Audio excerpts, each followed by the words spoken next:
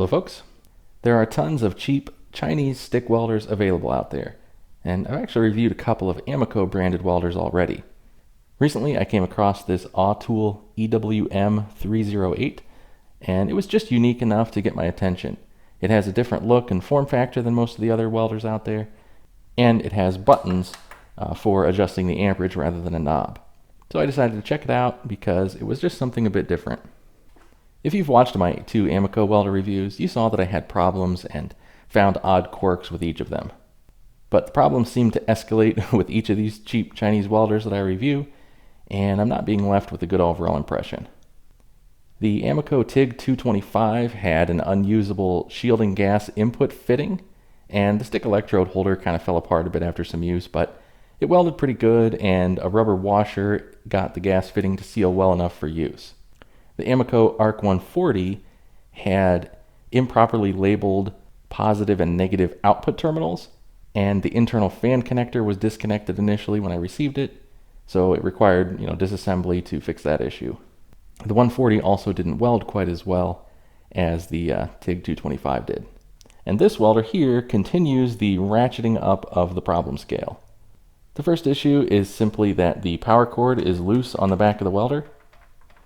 This allows the cord to just kind of freely twist inside the machine, which could lead to a damaged, shorted, or disconnected wire inside. Not a huge deal. I plan to just open the case, tighten the fitting, and ensure nothing was damaged or disconnected. But just by chance, before I even opened the case, I noticed a far bigger problem. The positive output terminal is connected to the main board with a small copper strap, and that strap is actually contacting the mounting screw for the small board on the top of the case that holds the display and the adjustment buttons. If someone bought this welder and not seen this issue, the entire metal case of the welder would have been live with the welder's positive output voltage the moment the welder was powered on. This might cause a direct short, which could damage or even destroy the welder, but if the case isn't grounded internally for some reason, that short would actually present a shock hazard as well as an arc flash hazard as well, since the metal case of the welder would have open circuit voltage applied to it at all times. Similar to the ARC 140, I should be able to open this welder up and fix the issues without much trouble, but it just continues to show that these welders are built with almost zero effort put into design, construction, and quality control. But let's open it up, see if we can correct the issues, then we'll power it up and see if it works or explodes. Okay, so I'm getting ready to start taking the welder apart, but I just wanted to show you a couple other things I found once I set it here on the desk, even before I started taking it apart. If you look closely at the little display that they use on this welder, there's actually, you can see the little folded over corner of it. There's a little peel off plastic protective cover over this little 3-digit display, and it is not peeled off, so they didn't actually peel that off when they were assembling the welder. That's just kind of a funny thing. It doesn't really hurt anything. But potentially a much larger issue is that there's a little wiring harness that runs from the board down here at the bottom up to this little display and control board on the top here. And that wire is drawn so tight across the board and another little circuit board that's sticking up in there that the connector is actually probably a good 3/4 of the way unplugged in there. So chances are, even if this thing wasn't shorted out, if we powered it up, either the display wouldn't work or the buttons or neither.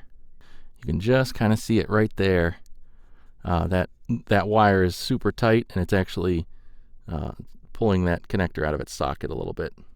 So I'm going to go ahead and pull it apart now, but I just wanted to show that before I even took it apart, I found yet another problem that very easily could have made this machine DOA out of the box. So I got the thing apart, and I found a few more surprises than I expected, so I took the thing apart a little bit further than I planned to. But first things first, this is the gouge in this little strap where this strap was jammed up against that screw in the case. Definitely would have shorted out as soon as I turned it on. Also, interesting to note that these little straps appear to be brass, not copper or aluminum, both of which conduct electricity far better than brass. Anyway, just an interesting note. So here's that little board that the wire wasn't long enough, and so it was pulled super tight. And you can see the connector is sideways. I thought it was actually partially unplugged, but it's not. It seems to be plugged all the way in, but the connector itself is actually just bent sideways on the board. Neither of the terminals appear to be broken, so at least this part of this welder probably would have worked, but you know, this this wire definitely should be just a tiny bit longer, because as it is, it doesn't reach without bending the connector quite a bit here, and it actually not very much, but it even kind of bent the connector a little bit on this side of the board.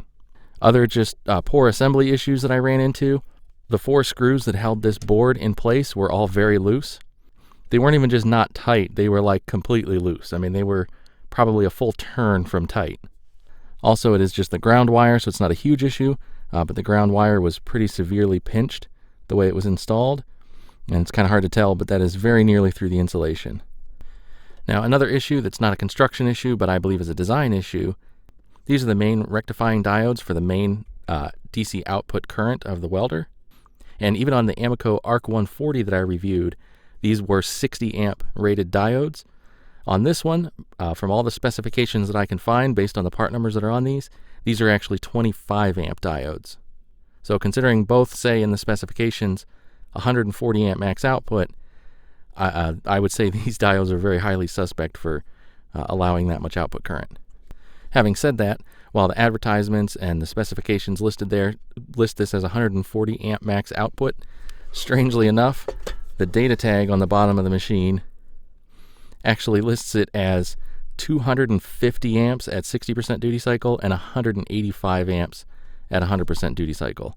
So I don't know where they're getting these numbers from, but there's no way that's even close.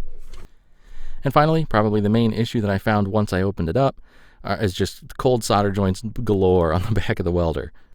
All these solder joints just look, super cold, like they didn't wet out very well at all. The worst of which being this one down here at the bottom of the board, which you can see is actually broken completely free of the board. That solder joint is just completely falling off. And that's one of the main power wires that powers up the welder. I'm not going to plug this thing in and turn it on with that joint like that. So once again, yet another problem that essentially makes this welder dead in the water. Oh, and speaking of things that were loose, this main output connection up here at the top was nice and tight. This one down here was just barely snug. So if I really wanted to, I could get my soldering station out, I could repair that broken joint on the back of the board, and then I could power this thing up and see how it does. But at this point, I just don't even know if it's worth it. This welder just has so many issues. So for the first time with any of my reviews, I'm not even going to try the machine out before I give it a verdict. Even if I fixed everything and those diodes actually held up and I was able to weld with this thing, I still wouldn't recommend it, because it's just a poor design with, multiple pretty serious issues out of the box. So anyway, kind of a short, disappointing review, but definitely a not recommend for me on the Autool EWM308 welder. But if you do have any questions, just go ahead and let me know in the comments below. As always, thank you for watching. Take care.